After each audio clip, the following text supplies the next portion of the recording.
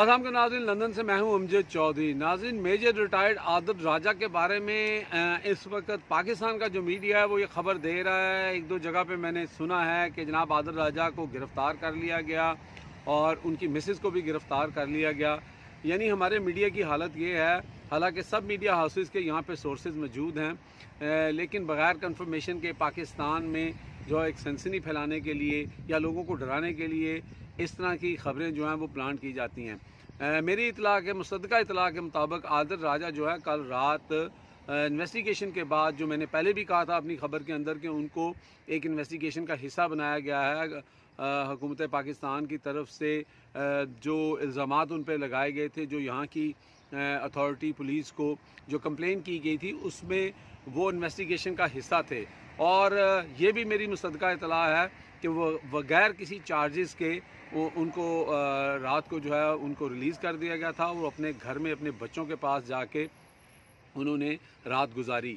और लेकिन पाकिस्तानी मीडिया जो है वो चीज़ों को जो है वो अब वो मल्टीप्लाई करना शुरू हुआ है। पहले यहाँ पे सोशल मीडिया के ऊपर भी इसी तरह की चीज़ें की जा रही थी कि जी उनको शायद यहाँ से जो है वो डिपोर्ट कर दिया जाएगा, उनको गिरफ़्तार कर लिया, उनके ऊपर ये हो गया।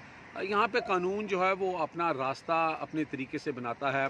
चीज़ें जो हैं वो कानून के मुताबिक चलती हैं।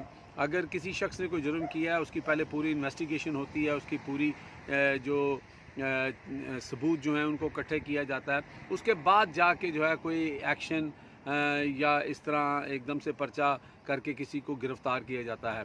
तो इस प्रोसेस का हमें पता है, हम इसी दुनिया में रहते हैं, यहाँ के कानून को समझते हैं। तो फ़िलहाल ये है कि आदिल राजा जो हैं वो अपने घर पहुँच चुके हैं और आदिल राजा को फ़िलहाल किसी भी केस में चार्ज नहीं किया गया। अलबत्ता एलिगेशन उन पे था और शायद आइंदा भी वो इन्वेस्टिगेशन का हिस्सा रहेंगे।